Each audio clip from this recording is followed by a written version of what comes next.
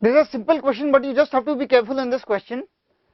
We need to find out the number of sigma pi bonds and lone pairs in allyl cyanide. So for this we must first be able to draw the structure of allyl cyanide. You must always know what allyl group is.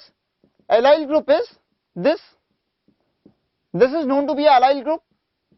You must remember what an allyl group is.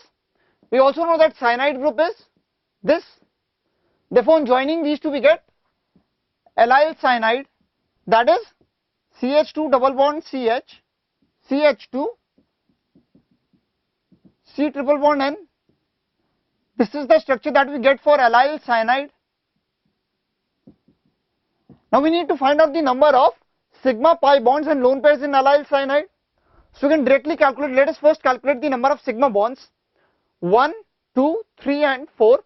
Or in this triple bond, this one bond is sigma bond and the other two bonds are pi bond. Similarly, in this double bond, this one bond is sigma bond and the other bond is pi bond. Therefore, the number of sigma bonds is 1, 2, 3, 4 plus the sigma bonds formed between the carbon and the hydrogen. The bond between carbon and hydrogen is always a sigma bond. Therefore, we add those. The 4 here, sigma bonds plus 2 here, 6 plus 7 plus 2 here. That we get. Therefore, we get the number of sigma bonds to be equal to 9. People generally do this mistake. They forget the sigma bonds between carbon and hydrogen. Be careful about that. The number of pi bonds can be clearly seen to be equal to 1, 2 and 3. Therefore, the number of pi bonds is equal to 3. Now, we need to find out the number of lone pairs. Now, the carbon and the hydrogen do not have any lone pair. The only lone pair which exists in nitrogen, because the number of electrons in the outermost shell of nitrogen is 5.